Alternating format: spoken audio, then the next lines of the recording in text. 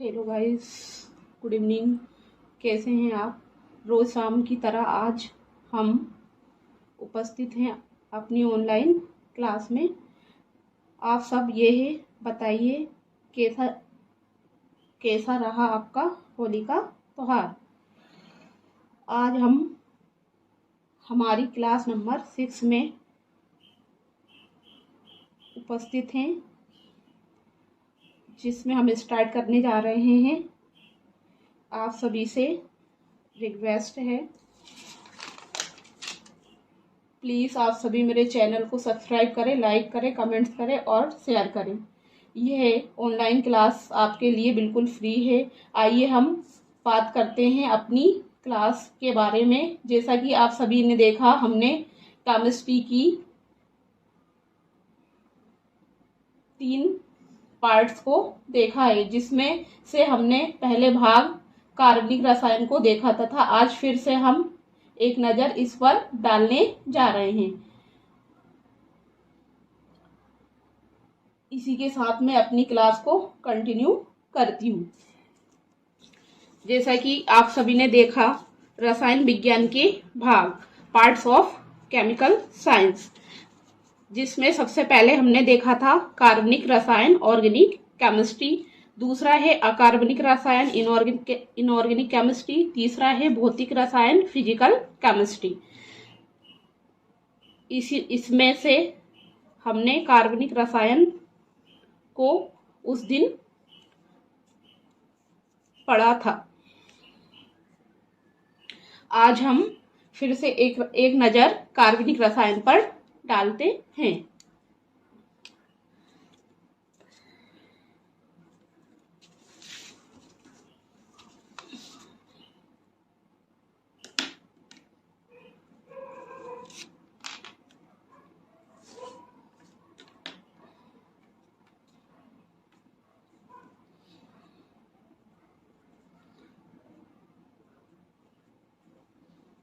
Modern definition of organic chemistry.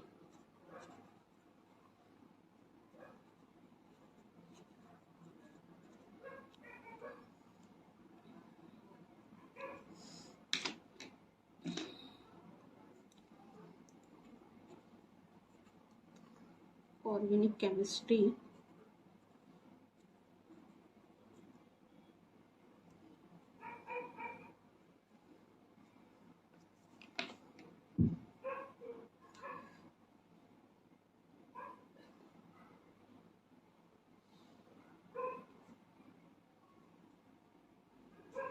the modern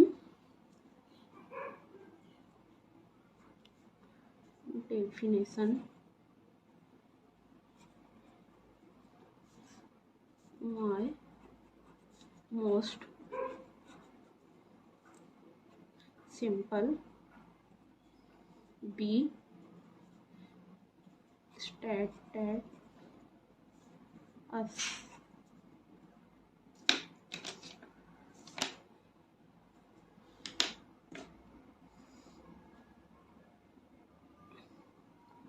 organic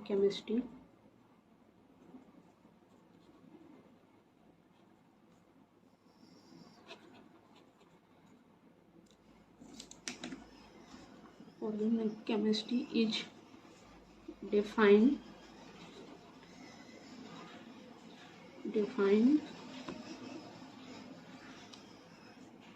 as the study of carbon compound.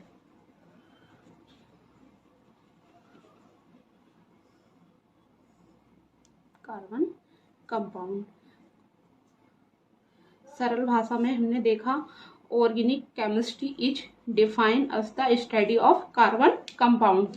Organic रसायन कार्बनिक compound की स्टडी हम करते हैं। In 1828 the German chemist,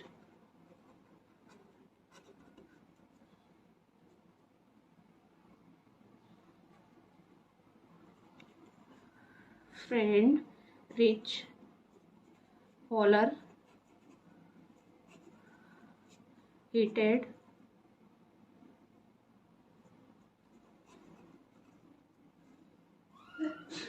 ammonium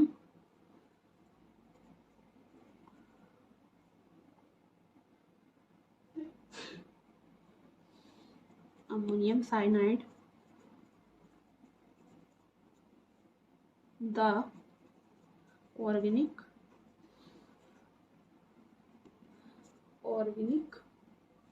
compound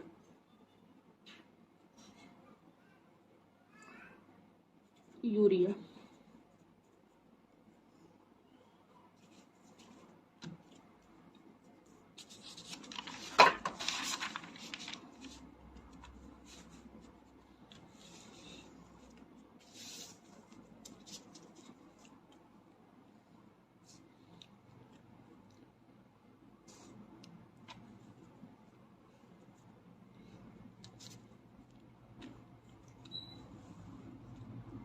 The urea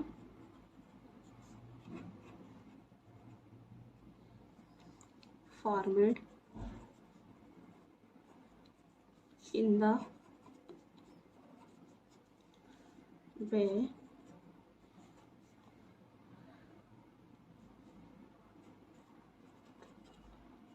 provide to be identical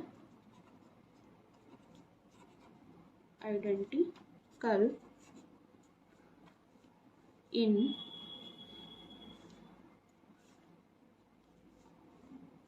all respects with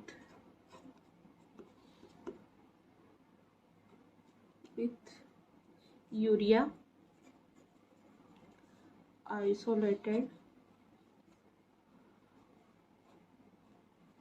isolated from urine,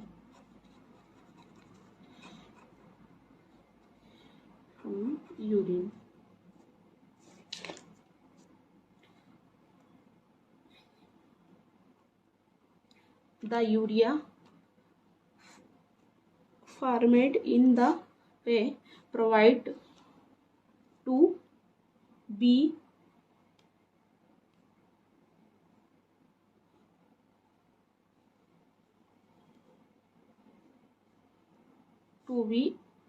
identical in all respected with urea isolated from urine।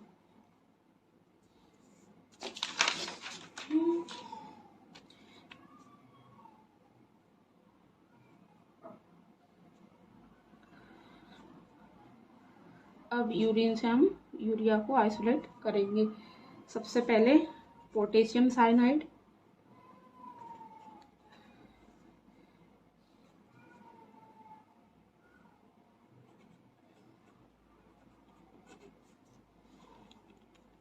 को heat किया तो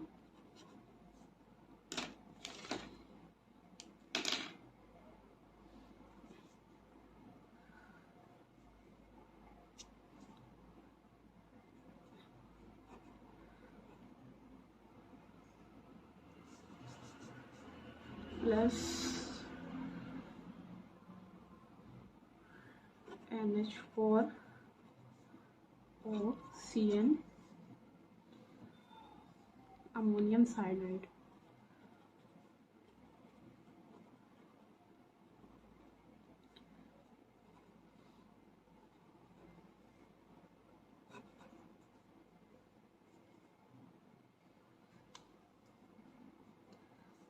ये है potassium cyanide.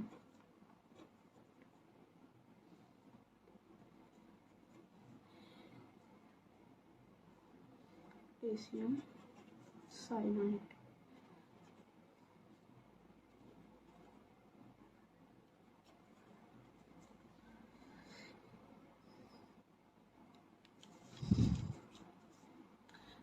Ammonium cyanide NH4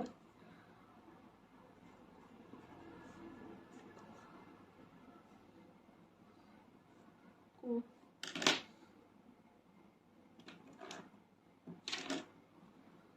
ammonium cyanide को heat किया,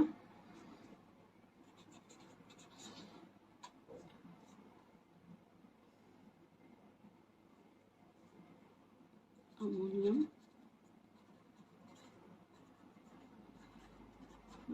cyanide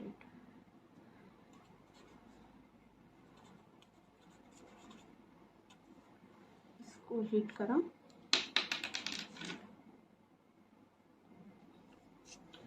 तो urea प्राप्त हुआ।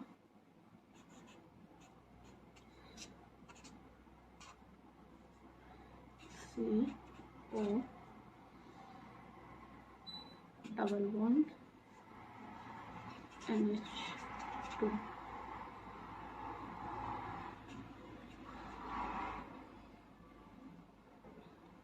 यूरिया, एक बार फिर से मैं इसको इधर बना देती हूँ।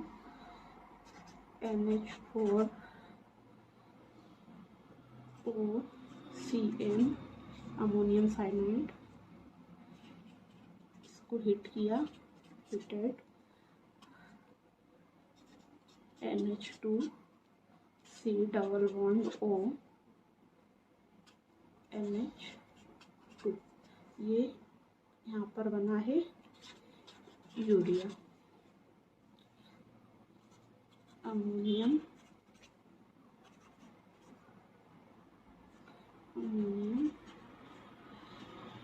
साइनाइड। सबसे पहले हमने यह देखा potassium cyanide. Potassium cyanide ammonium plus ammonium chloride, इसको हीट किया तो पोटेशियम क्लोराइड और अमोनियम साइनाइड प्राप्त हुआ।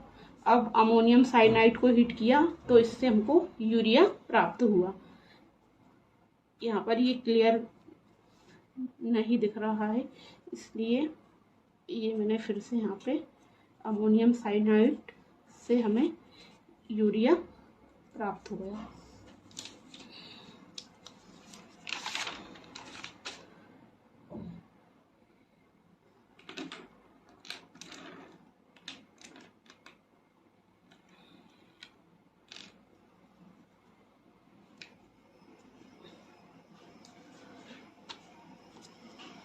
अब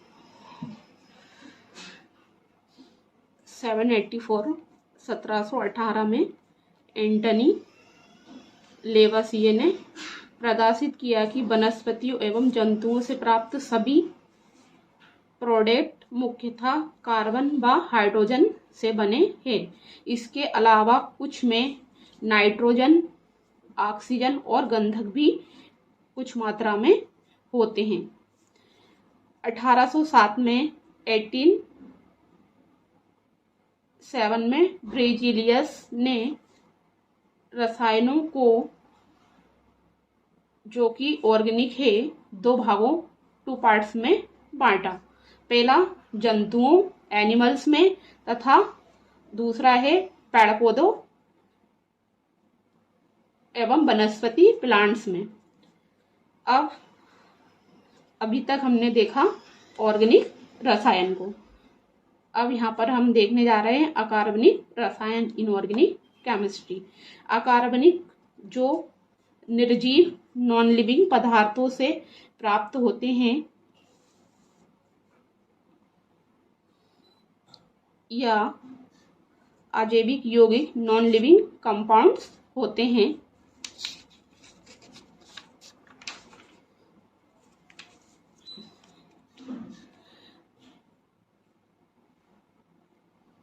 अकार्बनिक रसायन विज्ञान, इनऑर्गेनिक केमिस्ट्री।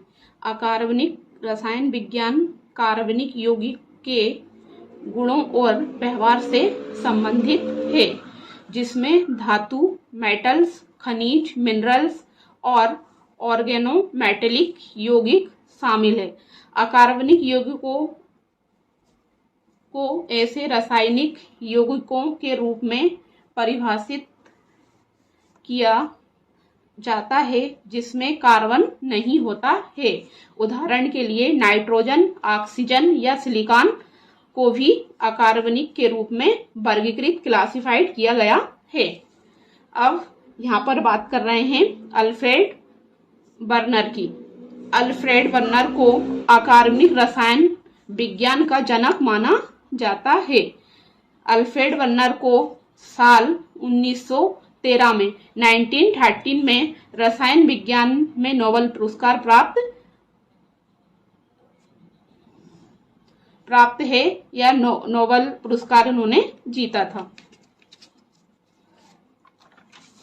इसके बाद में अब आए हैं प्रोफेसर प्रफुल्ल चंद्र राय। प्रोफेसर प्रफुल्ल राय चंद को भारतीय अकार्बनिक इंडियन इनऑर्गेनिक केमिकल साइंस का जनक माना जाता है। ऐसे यौगिक जो कार्बन से मुक्त होते हैं या कार्बन फ्री हो इनऑर्गेनिक कंपाउंड कहे जाते हैं। अकार्बनिक यौगिक के कुछ उदाहरण इस प्रकार से बताए गए हैं, जैसे कि ammonia NH3 carbon dioxide, CO2 carbon monoxide, CO hydrogen sulphide, H2S sulphur, chlorine इत्यादि। अकार्बनिक यौगिकों में कार्बन हाइड्रोजन बंध नहीं पाए जाते हैं, यानी कि अकार्बनिक जो कंपाउंड्स होते हैं उनमें हाइड्रोजन बॉन्ड एब्सेंट होते हैं। अकार्बनिक यौगिक प्रकृति में नेचर में खनिजों के रूप में पाए जाते हैं। जो कार्बनिक यौगिक होते हैं ये प्रकृति में खनिजों के रूप में यानी मिनरल्स के फॉर्म में पाए जाते हैं। ये लवण से बंधे हुए होते हैं। इनमें क्या होता है कि हाइड्रोजन बॉन्ड नहीं होता और ये लवण सॉल्ट से बंधे हुए होते हैं, जैसे कि सल्फेट या ऑक्साइड। मूल रूप से यह कार्बनिक रसायन विज्ञान के विपरीत होते हैं। जैसे कि यहाँ पर बताया जा रहा है कि जो ऑर्गेनिक रसायन होता है, ऑर्गेनिक केमिस्ट्री, उसी के अपोजिट होता है इनऑर्गेनिक केमिस्ट्री। पृथ्वी पर लगभग 1 लाख अकार्बनिक यौगिक हैं जो हम जानते हैं। इसी के साथ अब हम बात करने जा रहे हैं फिजिकल केमिस्ट्री, जो कि केमिस्ट्री का पार्ट 3 या इसको फिजिकल साइंस भी कहते हैं।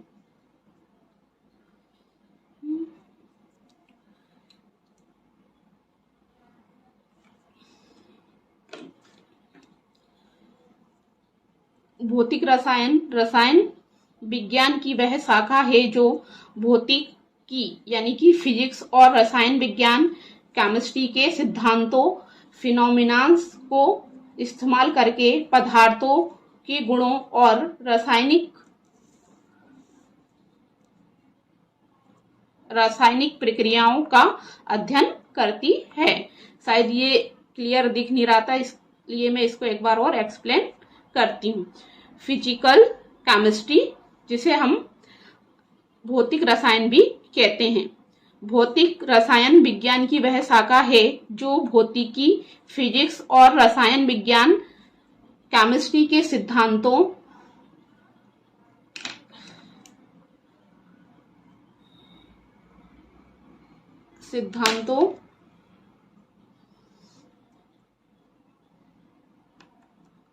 फिनोमेनास को इस्तेमाल करके पदार्थों के गुणों और रासायनिक प्रक्रियाओं का अध्ययन करते हैं।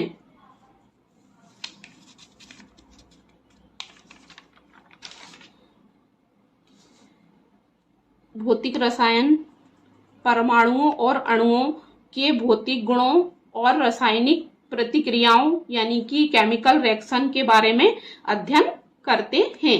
अब हम फिजिकल केमिस्ट्री की डेफिनेशन को देखने के लिए जा रहे हैं। डेफिनेशन ऑफ फिजिकल केमिस्ट्री यानी कि भौतिक रसायन।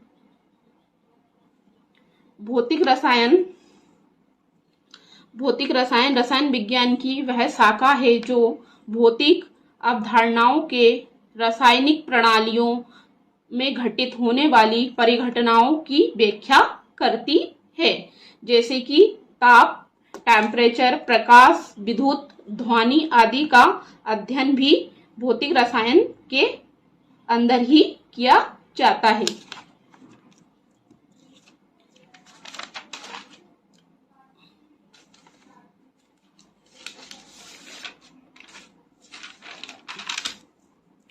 इसी के साथ आज हमने रसायन विज्ञान के भाग पार्ट्स ऑफ केमिकल साइंस को देखा, जिसमें कार्बनिक रसायन, अकार्बनिक रसायन, भौतिक रसायन का अध्ययन किया।